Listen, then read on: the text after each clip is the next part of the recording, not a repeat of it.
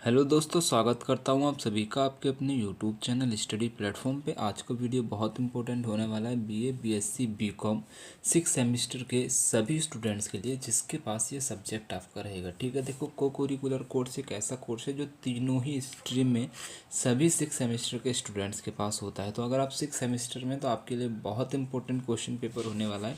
इस question bank के हिसाब से अगर हम यहाँ पे देखेंगे, ये पूरा मॉडल पेपर मेरे पास रहेगा। ठीक है, ये पूरा मॉडल पेपर मेरे पास रहेगा।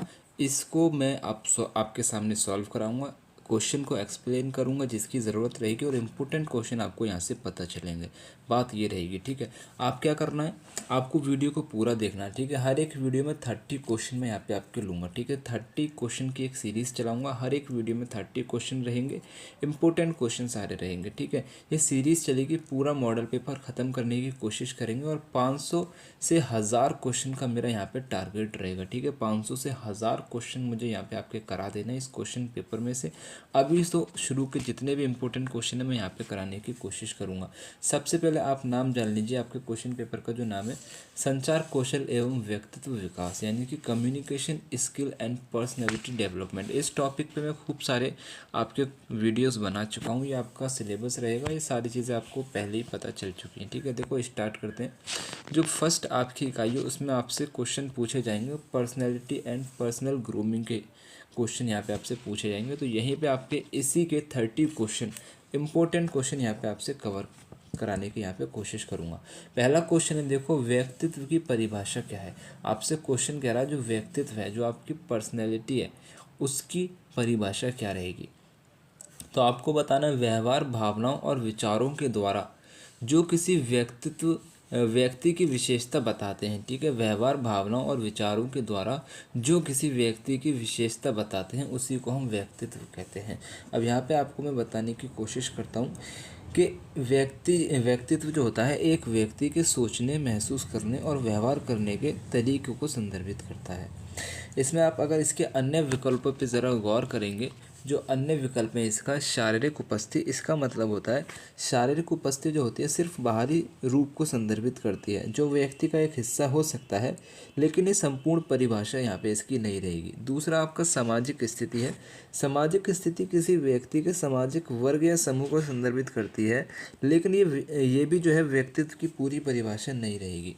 चौथा आपका बुद्धि का स्तर रहेगा। तो बुद्धि का स्तर किसी व्यक्ति की संज्ञानात्मक क्षमता को संदर्भित करता है, लेकिन ये भी आपका व्यक्तित्व की पूरी परिभाषा नहीं रहेगी। तो पूरी परिभाषा आपकी रहेगी व्यक्तित्व की कि व्यवहार, भावनाओं और विचारों के द्वारा जो किसी व्यक्ति की क्या करता है, विशेषताओं को बताता है, उसको व्यक्तित्व कहते हैं, पर्सनैलिटी कहते हैं। मैं थोड़ा एक्सप्लेन करके चलूँगा, आपके पास समय थोड़ा रहेगा तो आप धीरे धीरे देख लेना, वरना 2x पे लगा के 1.5x पे लगा के वीडियो को देख लेना। और ये वाला जो मॉडल पेपर है आपको टेलीग्राम पे पूरा का पूरा मॉडल पेपर मिल जाएगा, वहाँ से डाउनलोड कर लेना। ठीक है, लिंक डिस्क्रिप्शन में दे रखा है।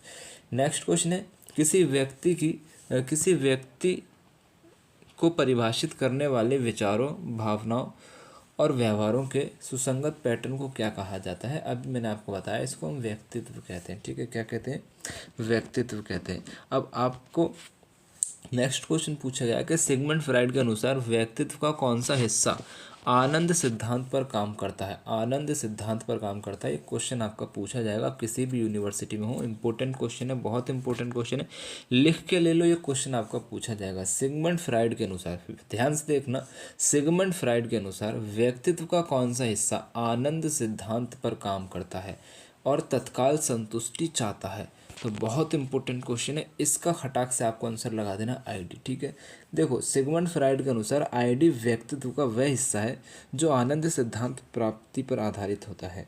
ये तत्काल संतुष्टि चाहता है। ये तत्काल संतुष्टि क्यों चाहता है, क्योंकि इसमें जो होता है ना, आपकी सहज प्रवृत्ति से ये संचालित होता है। जैसे कि आपको भूख लगती है, तो आप भूख लगेगी तो आप तुरंत संतुष्टि चाहेंगे, तत्काल संतुष्टि चाहेंगे। आपको प्यास लगेगी या फिर इसके अलावा यौन इच्छाएं को आप यहाँ पे समझ सकते हैं। तो आपको यहाँ पे बाबू याद रखना है, सिगमंड फ्राइड के अनुसार व्यक्तित्व का कौन सा हिस्सा आनंद सिद्धांत पर आधारित है। तो आनंद सिद्धांत पर आधारित हो जाएगा, आईडी आपका हो जाएगा। ठीक है, ईगो जो रहेगा और आपका सुपर ईगो जो रहेगा, इसको भी थोड़ा यहीं पे एक्सप्लेन करेंगे। देखो ईगो जो होता है ये वास्तविकता सिद्धांत पर आधारित होता है। ठीक है, ईगो जो है आपका वास्तविकता सिद्धांत पर आधारित होता है। और जो आपका ईगो होता है ना, ये आईडी और सुपर ईगो के बीच मध्यस्थता का काम करता है। सुपर ईगो जो होता है ये आपका नैतिक सिद्धांत पर काम करता है। ठीक है, सुपर ईगो आपका नैतिक सिद्धांत पर काम करता है। आप मेरी बातों को अपनी नोटबुक में लिख लेना बाबू, आपको लिख लेना, आपको आगे काम आएगी। आप बार बार वीडियो देखोगे तो बहुत लंबी लंबी बातें आपको यहाँ पे देखने को मिलेगी जो आपको दोबारा वीडियो देखने में ज़रूरी नहीं है। तो आप लिख लेना, वीडियो देखने की फिर ज़रूरत आपको नहीं रहेगी। आप खुद से उसको अपनी कॉपी में रिवाइज़ कर लेंगे 5 मिनट में सारा। आप लिखेंगे फिर से मेरे साथ यहाँ पे क्या लिखेंगे, ईगो जो होता है, बस एक पॉइंट ये लिखना, ईगो जो होता है वास्तविकता सिद्धांत पर काम करता है। ईगो जो होता है आपका वास्तविकता सिद्धांत पर काम करता है। सुपर ईगो जो होता है नैतिकता सिद्धांत पर काम करता है। ठीक है, और आपका आईडी जो होता है वो आनंद सिद्धांत पर काम करता है। ये पॉइंट आपको यहाँ पे बस इतने ही लिखने हैं। नेक्स्ट क्वेश्चन आपसे पूछा गया है, व्यक्तित्व का कौन सा सिद्धांत अचेतन संघर्षों की भूमिका और बचपन के शुरुआती अनुभवों के प्रभाव पर जोर देता है? तो यहाँ पे आपको राइट आंसर इसका लगा देना है मनोविश्लेषणात्मक सिद्धांत। ठीक है, मनोविश्लेषणात्मक सिद्धांत यहाँ पे आपको हो जाएगा। देखो, मनोविश्लेषणात्मक सिद्धांत जो है ये जो है इसे सिगमंड फ्रायड ने विकसित किया है। ठीक है, सॉरी यहाँ पे थोड़ा दिक्कत है। मनोविश्लेषणात्मक सिद्धांत जो रहेगा, मनोविश्लेषणात्मक सिद्धांत को जो है आपका सिगमंड फ्रायड ने विकसित किया है। बहुत इंपॉर्टेंट क्वेश्चन यहाँ से बन सकता है कि सिगमंड फ्रायड ने, ठीक है, मनोविश्लेषणात्मक सिद्धांत जो है इसको विकसित किसने किया है, क्वेश्चन आपसे पूछ लेगा। आपको लगाना है सिगमंड फ्रायड ने मनोविश्लेषणात्मक सिद्धांत को विकसित किया है, पहला पॉइंट। अब सिगमंड फ्रायड ने इसको विकसित किया है, व्यक्तित्व को समझने में अचेतन संघर्षों और बचपन के शुरुआती अनुभवों की महत्वपूर्ण भूमिका पर जोर देता है। ये वाला जो सिद्धांत है, ये सिद्धांत मानता है कि हमारे अधिकांश विचार, भावनाएं और व्यवहार हमारी जागरूकता के बाहर की अचेतन शक्तियों को से जो है प्रभावित होते हैं। बचपन के अनुभव विशेष रूप से शुरुआती वर्षों के दौरान हमारे व्यक्तित्व के विकास और वयस्क व्यवहार पर गहरा प्रभाव डालते हैं। सी आपका करेक्ट आंसर है। नेक्स्ट क्वेश्चन है, निम्नलिखित में से किसे बड़े 5 व्यक्तित्व लक्षणों में से एक नहीं माना जाता है? तो यहाँ पे आपको राइट आंसर लगा देना ईमानदारी। ईमानदारी को जो है बड़े 5 व्यक्तित्व के लक्षणों में शामिल नहीं माना जाता है। ठीक है, ईमानदारी को बड़े 5 व्यक्तित्व के लक्षणों में शामिल नहीं किया जाता है। और बड़े 5 व्यक्तित्व के लक्षण कौन से हैं ये भी जानना ज़रूरी है। एक आपका हो जाएगा खुलापन। ठीक है बाबू, एक आपका हो जाएगा खुलापन, दूसरा आपका बाहिर्मुखता और तीसरा आपका कर्तव्य निष्ठता हो जाएगा। इसके अलावा एक आपका हो जाता है सहमतता। ठीक है, क्या हो जाएगा, लिख लेना, सहमतता।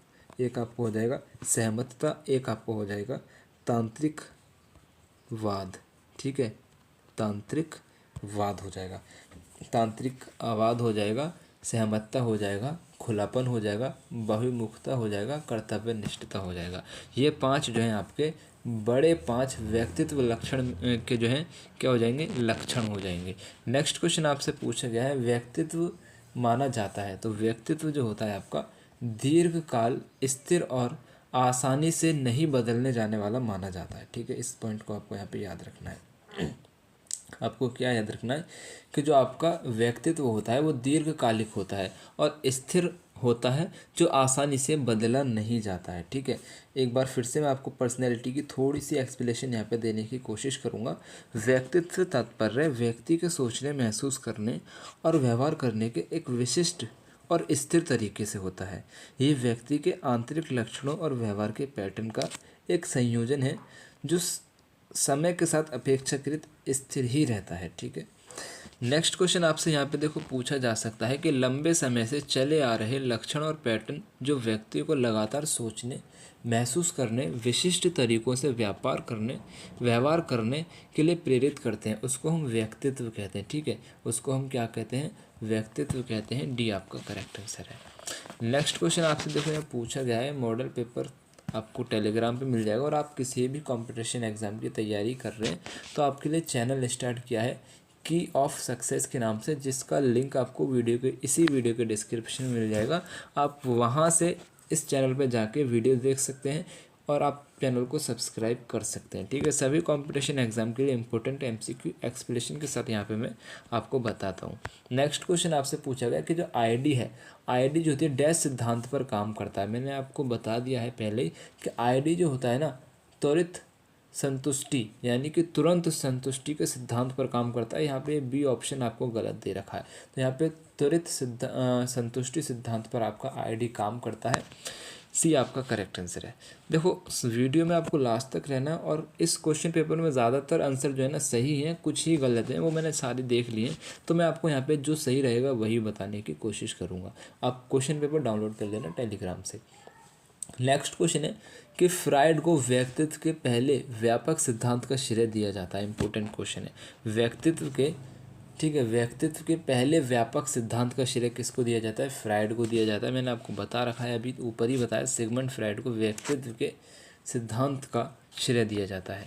नेक्स्ट क्वेश्चन आपसे पूछा गया है, आपकी अपनी क्षमताओं पर विश्वास के स्तर को कहा जाता है, क्या कहा जाता है? आत्म प्रभावकारिता कहा जाता है। इंपॉर्टेंट क्वेश्चन रहेगा यहाँ पे। ठीक है, नेक्स्ट क्वेश्चन आपसे पूछा गया है, ज्ञान का मानना है कि उन्हें मनोविज्ञान के पेपर में खराब ग्रेड मिला है क्योंकि उनके प्रोफेसर उन्हें पसंद नहीं करते थे।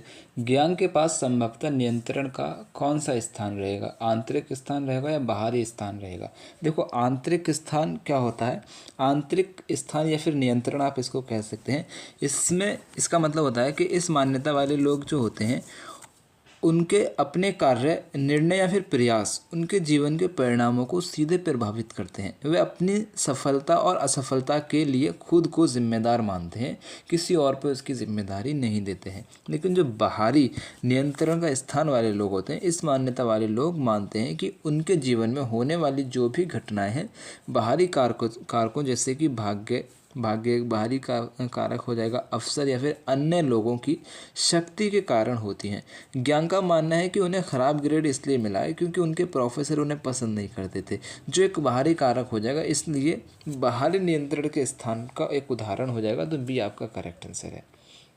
जो लोग कहते हैं कि भैया मैं फेल हो गया, मैं परेशान हो गया इसकी वजह से, वो बाहरी कारक। जो कहता है भैया मैं फेल हो गया मेरी वजह से थी, मैं पढ़ा नहीं था ठीक से, मैंने टीवी देख रहा था रात को, या मैं रील्स देख रहा था, तो वो आंतरिक कारक हो जाएगा। ठीक है, तो यहाँ पे बी आपका करेक्ट आंसर है। इस तरीके के और भी एग्जाम्पल आपको क्वेश्चन में दे सकते हैं, तो आप समझ के कर देना।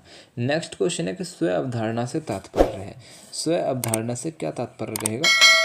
यहाँ पे इसका आपको राइट आंसर लगा देना है, अपने बारे में हमारे सभी विचार और भावनाएं जो हो जाएंगी स्व अवधारणा से सम्मिलित हो जाएंगी। नेक्स्ट क्वेश्चन आपसे पूछा गया है, ये विचार कि लोग अपने बारे में विचार उनके कारणों से मेल खाने चाहिए कहलाते हैं, क्या कहलाते हैं? सर्वंग समता कहलाते हैं। देखो सर्वंग समता क्या होता है, इसका अर्थ होता है कि किसी व्यक्ति के अपने बारे में विचार, भावना और व्यवहार एक दूसरे के अनुरूप हों।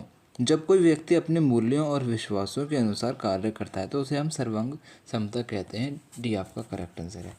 नेक्स्ट क्वेश्चन आपसे पूछा गया है, जिस तरह से एक व्यक्ति दुनिया के प्रति प्रतिक्रिया करता है जब वह बहुत छोटा होता है, जिसमें व्यक्ति की गतिविधि का स्तर भी शामिल होता है, उसे कहा जाता है, उसे हम क्या कहते हैं? उसे हम स्वभाव कहते हैं। उसे हम क्या कहते हैं? स्वभाव कहते हैं। अगर इसको हम समझने की कोशिश करें तो स्वभाव एक व्यक्ति की शुरुआती प्रतिक्रिया और गतिविधि स्तर का वर्णन करता है जो उसके व्यक्तित्व का हिस्सा होता है। ठीक है, नेक्स्ट क्वेश्चन आपसे यहाँ पे पूछा गया है कि संदीप 18 महीने का है, संदीप बार बार रोता है, उसे शांत करना मुश्किल होता है और रात में बार बार जागता है। थॉमस और चेस के अनुसार संदीप को एक कठिन बच्चा माना जाएगा। ठीक है, क्या माना जाएगा? एक कठिन बच्चा माना जाएगा। बी करेक्ट आंसर है। देखो 3 तरीके के श्रेणियों में थॉमस और चेस ने बच्चों को वर्गीकृत किया है। पहला होता है एक आसान बच्चा, एक होता है आपका आसान बच्चा, एक होता है कठिन बच्चा, एक होता है धीरे धीरे गर्म होने वाला बच्चा। ये 3 जो हो जाएंगे, इसमें आपका जो आसान बच्चा होता है, आसान बच्चे नियमित आदतों वाले होते हैं, एक जैसे कि नए अनुभवों पर सकारात्मक प्रतिक्रिया देते हैं और आमतौर पर खुश मिजाज के होते हैं। जो कठिन बच्चे होते हैं, ये बच्चे अनियमित आदतों वाले होते हैं, एक जैसे कि नए अनुभव होते हैं, नए अनुभवों पर नकारात्मक प्रतिक्रिया देते हैं और अक्सर रोते हैं और उन्हें शांत करना बहुत मुश्किल हो जाता है। धीरे धीरे गर्म होने वाले जो बच्चे होते हैं, ये बच्चे नए अनुभवों पर हालांकि नकारात्मक प्रतिक्रिया तो देते हैं, लेकिन बार बार संपर्क के बाद धीरे धीरे अनुकूल हो जाते हैं। तो इस तरीके से जो संदीप है, संदीप बार बार रोता है और उसे शांत करना मुश्किल होता है, और ये रात में बार बार जागता भी है। तो ये सभी जो होते हैं ना, कठिन बच्चों की विशेषता को दर्शाते हैं। बी करेक्ट आंसर है। नेक्स्ट क्वेश्चन है, सहमत होना एक व्यक्तित्व गुण है जिसमें निम्नलिखित में से कौन सा गुण शामिल हो जाएगा? तो राइट आंसर आपको लाना है परोपकारिता हो जाएगा। ठीक है। नेक्स्ट क्वेश्चन आपसे पूछा गया है,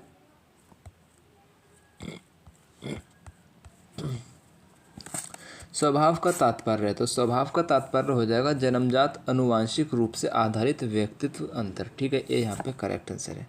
नेक्स्ट क्वेश्चन आपसे पूछा गया है कि निम्नलिखित में से कौन अंतर्मुखी लोगों की विशेषता है? तो अंतर्मुखी लोगों की विशेषता होता है एकांत पसंद करते हैं। जो अंतर्मुखी लोग होते हैं वो एकांत पसंद करते हैं।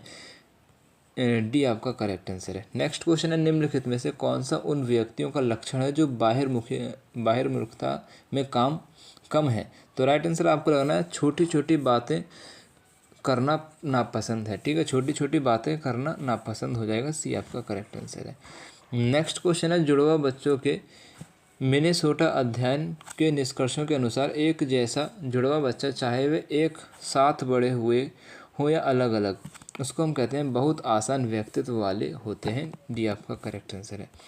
नेक्स्ट क्वेश्चन है, जो लोग सहमत होने में उच्च होते हैं वे किससे अधिक होते हैं? तो वो जो होते हैं आपके भरोसेमंद होते हैं। ठीक है, बी आपका करेक्ट आंसर है। नेक्स्ट क्वेश्चन आपसे पूछा गया है, निम्नलिखित में से कौन सा उन व्यक्तियों का लक्षण है जो सहमत होने में कम है? तो राइट आंसर आपको लेना दूसरों को अपना अपमान करना और उन्हें छोटा करना। ठीक है, बी करेक्ट आंसर है। नेक्स्ट क्वेश्चन है, न्यूरोटिसिज्म एक व्यक्तित्व विशेषता है जो निम्नलिखित में से किसकी विशेषता हो जाएगी? तो भावनात्मक अस्थिरता की है। ये यहाँ पे करेक्ट आंसर है।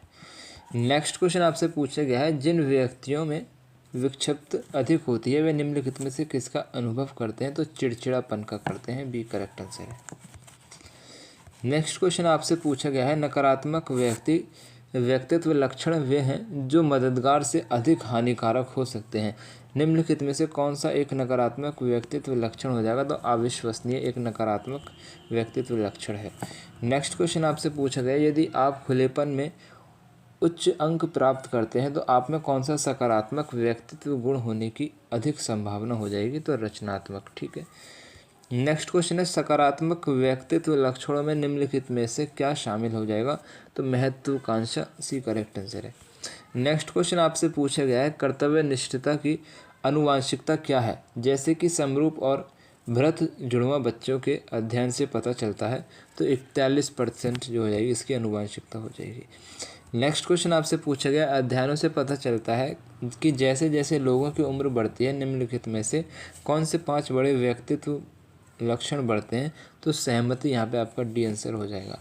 नेक्स्ट क्वेश्चन आपसे पूछा गया है, अनुदैर्ध्य अध्ययनों से पता चलता है कि बड़े 5 व्यक्तित्व लक्षण किसके दौरान अपेक्षाकृत स्थिर होते हैं? तो राइट आंसर आपको लाना वयस्क के। ठीक है, सी आपका करेक्ट आंसर है। तो यहाँ पे आपके 30 क्वेश्चन ही रखेंगे। नेक्स्ट वीडियो में 30 और इसी के आगे के क्वेश्चन मैं आपको लेके आऊँगा। चैनल को सब्सक्राइब नहीं किया, सब्सक्राइब करके बेल आइकन को ऑन कर लेना, वीडियो को शेयर कर देना, और आपका क्या करना, एक काम आपका और रहेगा, कमेंट ज़रूर करना जो भी आपको दिक्कत लगे। आपका कोई भी क्वेश्चन पेपर रहेगा आपको इसी नंबर पर सेंड कर देना जो कि आपको स्क्रीन पे नज़र आ रहा है। आप किसी भी यूनिवर्सिटी की हो सकते हैं, आपका क्वेश्चन पेपर सॉल्व कराने की जिम्मेदारी मेरी रहेगी। तो यहाँ तक सपोर्ट करने के लिए आप सभी का तहे दिल से धन्यवाद। Best of luck. अल्लाह हाफिज़।